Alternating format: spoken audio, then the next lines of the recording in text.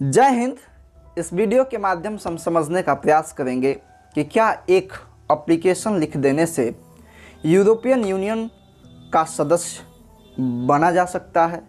साथियों, जैसा कि आप जानते हैं कि रशिया और यूक्रेन का युद्ध जारी है। आज 11वां दिन है और युद्ध जो है थमने का नाम नहीं ले रहा है। साथियों, आपको बता दें, कुछ दिन पहले का न्यूज़ है कि यूक्रेन के राष्ट्रीय अध्यक्ष ज़ेलेंस्की जी ने एक एप्लीकेशन के माध्यम से आग्रह किया था यूरोपियन यूनियन से कि उनके देश को यूरोपियन यूनियन का सदस्य बनाया जाए।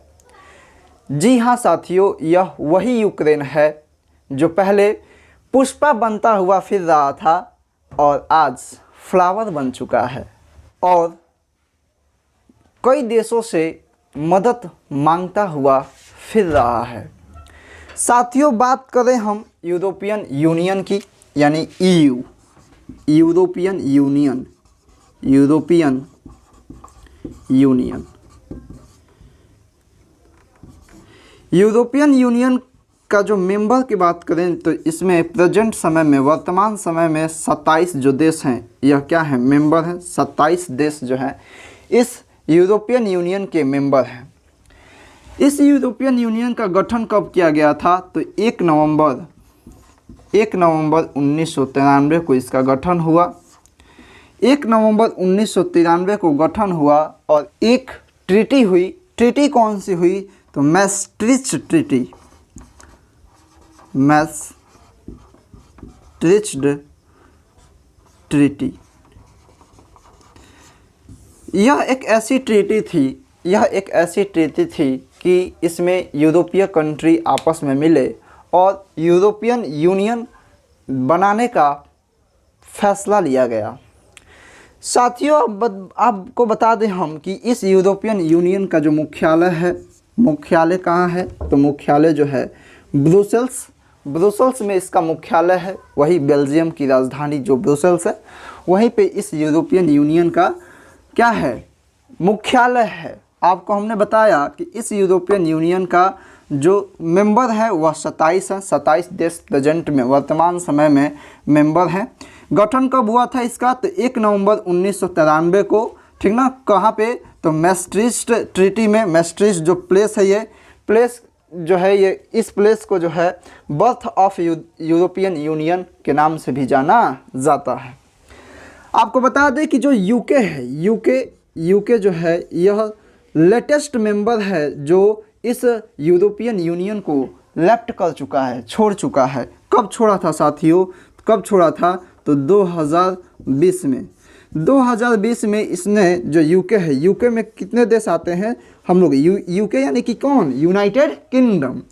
यूके में 4 देश आते हैं। यूके में जो है 4 देश आते हैं। कौन कौन तो पहला इंग्लैंड के बाद बात करें स्कॉटलैंड आ जाता है, स्कॉटलैंड। उसके बाद आयरलैंड आ जाता है। उसके बाद वेल्स आ जाता है, वेल्स। यही इंग्लैंड वालों ने हमारे ऊपर क्या किया था, इंडिया के ऊपर शासन किया था। यूरोपियन यूनियन यानी कि जो लेटेस्ट मेंबर जो क्या हुआ, इससे लेफ्ट हुआ। लेटेस्ट मेंबर जो है क्या हुआ तो लेफ्ट हुआ। लेफ्ट माने कि छोड़ा किसको, यूरोपियन यूनियन को। तो वह कौन सा है तो वह है यूके यानी कि यूनाइटेड किंगडम। यूनाइटेड किंगडम कब छोड़ा तो 2020 में छोड़ा। और यूनाइटेड किंगडम के अंदर 4 देश आते हैं। 4 देश आते हैं। कौन कौन तो इंग्लैंड, स्कॉटलैंड, आयरलैंड और वेल्स। साथियों, अब यह तो छोड़ा, अब एक ऐसा लेटेस्ट मेंबर जो इसको जो है प्राप्त किया। कौन प्राप्त किया भाई तो कौन प्राप्त किया तो क्रोएशिया जो है, क्रोएशिया जो है कब प्राप्त किया तो 2013 में इसकी सदस्यता प्राप्त किया। यह लेटेस्ट की बात कर रहे हैं हम साथियों। लेटेस्ट यानी कि अगर हम यह पूछें कि लेटेस्ट मेंबर, यूरोपियन यूनियन का लेटेस्ट मेंबर जो क्या किया, ज्वाइन किया किसको, यूरोपियन यूनियन को, तो आंसर होगा क्रोएशिया। कब ज्वाइन किया भाई तो 2013 में। यूरोपियन यूनियन का लेटेस्ट मेंबर जो किसका यूरोपियन यूनियन को छोड़ा तो कौन छोड़ा भाई? तो यूके यानी कि यूनाइटेड किंगडम कब छोड़ा? तो 2020 में छोड़ा, 2020 में छोड़ा। अब हम बात यह करते हैं कि जो यूरोपियन यूनियन है इसमें कितने देश हैं? तो 27 जो देश हैं, 27 मेंबर जो है, 27 मेंबर हैं। इनके फ़ायदे क्या हैं भाई? इनके फ़ायदे आखिर में कोई देश या कोई हम यूक्रेन की ही बात नहीं करेंगे। कोई देश आखिर क्यों चाहेगा कि उसे यूरोपियन यूनियन की सदस्यता मिल जाए? कोई भी देश है वह क्यों चाहेगा कि उसे यूरोपियन यूनियन की सदस्यता मिल जाए? तो उसके रीज़न हैं। रीज़न क्या है साथियों? कि इस 27 जो देश हैं, यदि मान लीजिए कि इसका जो न्यू मेंबर है कौन? क्रोएशिया ही है। यह 26 देश में भाई, और 27 में तो इसको ले लिए हम, अब 26 देश बच गए। तो इसके जो नागरिक होंगे ना, वह 26 के 26 देशों में क्या कर सकते हैं? जा सकते हैं बिना वीज़ा पासपोर्ट के। जी बिल्कुल, 26 के 26 देशों में कहीं भी जाइए, कहीं भी जाइए, बिल्कुल एकदम स्वतंत्र है, आप जा सकते हैं। यानी कि कोई बाउंडेशन नहीं है, कोई बाउंड्री नहीं है, कोई बाउंड्री नहीं है, आप कहीं भी जा सकते हैं। किसके पर्पस से जा सकते हैं भाई?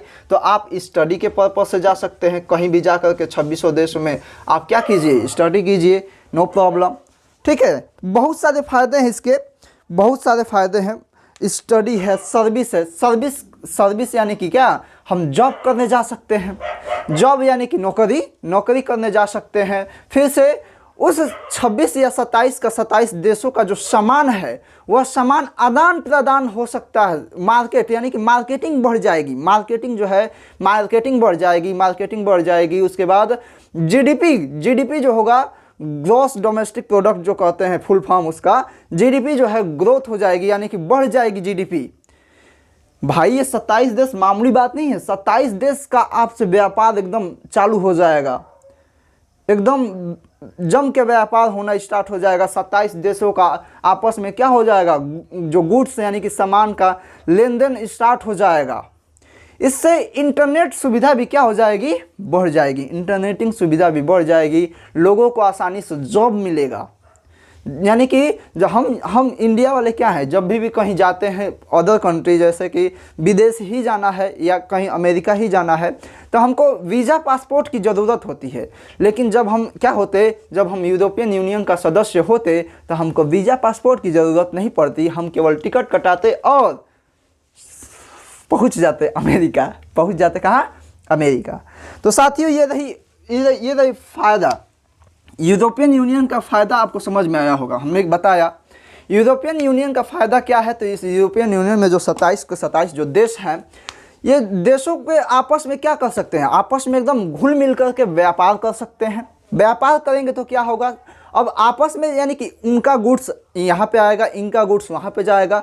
इसी से क्या होगा? तो इसी से जो है जीडीपी ग्रोथ होगी, मार्केटिंग बढ़ेगा। मार्केटिंग जब बढ़ेगा तो इकोनॉमिक कंडीशन है वह बेहतर हो जाएगी। इकोनॉमिक कंडीशन बेहतर हो जाएगी, प्लस में डेमोक्रेटिक का जो महत्व है वह भी बढ़ जाएगा। डेमोक्रेटिक में कुछ सुधार भी होगा, कुछ अच्छाइयाँ भी आएंगी। तो बहुत सारे इसके फ़ायदा हैं। इस यूरोपियन यूनियन के बहुत सारे फ़ायदा है। सबसे ज़्यादा फ़ायदा है हम स्टूडेंट के लिए क्या, कि हम स्टडी करने कहीं भी जा सकते हैं। भाई आपको पता होना चाहिए, जो स्टडी है, स्टडी करने यानी कि हम अध्ययन करने कहीं भी जा सकते हैं, कोई वीज़ा पासपोर्ट की ज़रूरत नहीं पड़ेगी। तो आई होप कि आपको बात समझ में आ रहा होगा इसके फ़ायदे। यानी कि फ़ायदा तो है भाई, बहुत फ़ायदा, लेकिन कंडीशन है इसके। सब कोई बन जाएगा क्या यूरोपियन यूनियन का जो सदस्य है? आपको बता दें कि ये जो हमने देखा है ना, क्रोएशिया जो सदस्यता मिली है, इसको कब मिली है? तो 2013 में मिली है। लेकिन आपको बता दें कि यह 10 साल मेहनत किया है। कितने साल? तो 10 साल मेहनत किया है। किस चीज़ के लिए? तो इसी यूरोपियन यूनियन की सदस्यता प्राप्त करने के लिए। इस यूरोपियन यूनियन की सदस्यता प्राप्त करने के लिए क्रोएशिया ने 10 साल मेहनत किया, और 10 साल के बाद में अंततः इसे क्या हुआ? तो इसे सफलता मिली। और सफलता कब मिली? तो 2013 में मिली। यानी कि क्रोएशिया जो है यूरोपियन यूनियन का सदस्य बन गया। अब आराम से क्रोएशिया के स्टूडेंट जाते होंगे पढ़ने, या आराम से इसके जो सिटीजन हैं, जो नागरिक हैं, आराम से कहीं भी जॉब करने जाते होंगे एकदम। आपको बता दें कि ये जो 27 देश हैं, 27 देश में एक कॉमन करेंसी चलती है। कॉमन करेंसी यानी कि कॉमन मुद्रा, यानी कॉमन मुद्रा, यानी कि 27 के 27 देशों में केवल एक मुद्रा अगर होगी तो क्या हो जाएगा, काम चल जाएगा। उस मुद्रा का नाम है यूरो। उस मुद्रा का नाम क्या है साथियों, तो उस मुद्रा का जो नाम है वह क्या है, यूरो। यानी कि यूरो यदि है आपके पास तो आप 27 के 27 देशों में आप क्या कर सकते हैं, घूम सकते हैं, बशर्ते आपकी सदस्यता होनी चाहिए। किसमें, तो इस यूरोपियन यूनियन में। अब हम बात करेंगे साथियों आपसे कि कोई भी देश कब सदस्य बनेगा। कोई भी देश कब सदस्य बनेगा और यूक्रेन की तरह एक एप्लीकेशन लिखने से सदस्यता नहीं मिलेगी। यह आपको सुनिश्चित कर दें कि यूक्रेन की तरह एक एप्लीकेशन लिखने से आपको सदस्यता नहीं मिलेगी। आपको सदस्यता चाहिए तो बहुत सारी प्रोसेस से गुजरना होगा और उसी प्रोसेस से गुजरने में क्रोएशिया को 10 साल लग गए। साथियों, वो कंडीशन क्या क्या है कि आपको जो है फुलफिल करनी होगी, किस चीज़ के लिए, तो सदस्यता प्राप्त करने के लिए यूरोपियन यूनियन का। तो कंडीशन पे आते हैं साथियों। कंडीशन नंबर पहला है कि आपका जो देश है उस देश में फ्री मार्केट इकोनॉमी होनी चाहिए। फ्री मार्केट ऑफ इकोनॉमी होनी चाहिए। फ्री मार्केट इकोनॉमी कहने का मतलब open market. Free market economy necessary होनी चाहिए, फ्री मार्केट इकोनॉमी का मतलब क्या है, तो ओपन मार्केट। अब भाई बात करते हैं कि फ्री मार्केट इकोनॉमी है क्या। फ्री मार्केट इकोनॉमी है क्या, तो साथियों मैं आपको बता दूं कि फ्री मार्केट इकोनॉमी वह इकोनॉमी है जिसमें जो मार्केट का जो वैल्यू है ना, मार्केट का जो वैल्यू है वह राज्य सरकार या तो केंद्र सरकार या जो वहाँ का कॉमन प्लेस का जो हेड है वह तय नहीं करेगा। यानी कि जो दुकानदार होगा वह स्वतंत्र होगा अपनी सामान को किसी भी मूल्य में बेचने के लिए। जी बिल्कुल, जो दुकानदार होगा वह क्या होगा, स्वतंत्र होगा। वह अपनी जो वैल्यू जो मतलब सामान को बेच रहा है जो दुकानदार ना, तो सामान को जो बेच रहा है दुकानदार वह क्या कर सकता है, किसी भी वैल्यू पे अपना जो सामान है वो बेच सकता है। या जो खरीदार है, जो ग्राहक है, वह भी एक फिक्स रेट पे नहीं खरीद सकता है। वह क्या कर सकता है, तो मोल भाव होता है ना, मोल भाव कर सकता है, कम बेसी, जैसे पैसे को कम कराना, समझ रहे हैं आप। तो यह सब किया जा सकता है। यानी कि फ्री मार्केट इकोनॉमी का मतलब कि कोई भी सरकार या राज्य सरकार हो या तो केंद्र सरकार हो या जिस कॉमन प्लेस की बात किया जा रहा है, जिस मार्केट की बात किया जा रहा है, मतलब उस मार्केट की जो वैल्यू होगी ना, कोई भी सामान की जो वैल्यू होगी, किसी भी गुड्स की जो वैल्यू होगा, जो प्राइस होगा, वह किसी के द्वारा तय नहीं किया जाएगा। यानी कि जो दुकानदार होगा वह अपनी सामान को बेचने के लिए बिल्कुल स्वतंत्र होगा। यह है free market economy. I hope आपको समझ में आ रहा होगा। दूसरा शर्त क्या है भाई, तो दूसरा शर्त है लॉन्ग टाइम स्टेबल डेमोक्रेसी।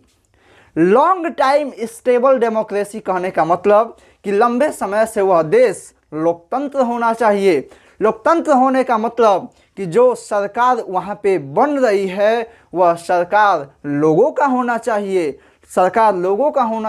इसका मतलब कि लोगों के द्वारा चुनी होनी चाहिए। समझ में आ रहा होगा, मैं उम्मीद करता हूँ आपको। तो दूसरा कंडीशन आपको समझ में आ गया होगा, लॉन्ग टाइम स्टेबल डेमोक्रेसी, यानी कि जो लोकतंत्र है, जो डेमोक्रेटिक कंट्री है ना, यह लंबे समय से होनी चाहिए, कोई भी सत्ता पलट नहीं होनी चाहिए। तीसरी कंडीशन साथियों, कि सत्ता पलट नहीं होनी चाहिए। सत्ता पलट का मतलब कि जैसे पाकिस्तान में कई बार हो चुका है कि सैनिकों के द्वारा सत्ता का मतलब सत्ता सैनिकों के द्वारा में चली गई है, इसी को कहते हैं सत्ता पलट ना। सत्ता पलट यानी कि सैनिक क्या कर लेते हैं, अपने कब्जे में ले लेते हैं सत्ता को, मतलब वह देश चलाएंगे अब। तो ऐसी जो है घटना नहीं होनी चाहिए। चौथी कंडीशन की बात करें तो उस देश में जो है कम से कम आंदोलन होना चाहिए। उस देश में जो है कम से कम आंदोलन होना चाहिए। पांचवी कंडीशन की बात करें तो रूल ऑफ लॉ होना चाहिए। जैसे हमारे इंडिया में आर्टिकल नंबर 14 हमारे कॉन्स्टिट्यूशन में रूल ऑफ लॉ है, इसकी व्याख्या हमारे संविधान में आर्टिकल नंबर यानी अनुच्छेद संख्या 14 में किया गया है। रूल ऑफ लॉ, बहुत कुछ व्याख्या किया गया है हमारे संविधान में, लेकिन हो तब तो। चलिए अगला, ह्यूमन राइट इंडेक्स में उसका स्थान ऊपर होना चाहिए। ह्यूमन राइट इंडेक्स आता है तो उस जो देश यूरोपियन यूनियन का सदस्य बनना चाहता है उसका स्थान कैटेगरी में ऊपर होना चाहिए। ऊपर होने का मतलब कि टॉप 10 या टॉप 15 में आना चाहिए। इन सब बातों के परे और भी कुछ शर्तें हैं साथियों। कुछ शर्तें क्या हैं, तो इस यूरोपियन यूनियन जो है इसका भी कुछ क्या है, इसके भी काउंसिल है, पार्लियामेंट है। तो इस यूरोपियन यूनियन का जो यूरोपियन काउंसिल है उससे मंजूरी लेनी पड़ेगी। यदि आपको क्या करना है, तो यदि आपको यूरोपियन यूनियन का सदस्य बनना है, तो यूरोपियन काउंसिल से मंजूरी लेनी पड़ेगी। और किससे मंजूरी लेनी पड़ेगी भैया, तो और यूरोपियन काउंसिल के बाद यूरोपियन पार्लियामेंट भी है, यूरोपियन कमीशन भी है। यूरोपियन पार्लियामेंट, यूरोपियन कमीशन और यूरोपियन काउंसिल, इन तीनों चीज़ों से क्या होनी चाहिए, तो इन तीनों की जो है मतलब राजीमंदी होनी चाहिए। यानी कि ये तीनों को राजी करना पड़ेगा भैया। इन तीनों को यदि राजी आप कर लिए तो आप जो है यूरोपियन यूनियन का सदस्य बन जाएंगे। और भी बहुत सारे तमाम चीज़ें हैं जो निर्धारण करेंगी कि आप यूरोपियन यूनियन का सदस्य बनेंगे अथवा नहीं बनेंगे। तो जय हिंद साथियों, मैं उम्मीद करता हूं कि आपको यह वीडियो समझ में आया होगा। मिलते हैं अगले वीडियो में।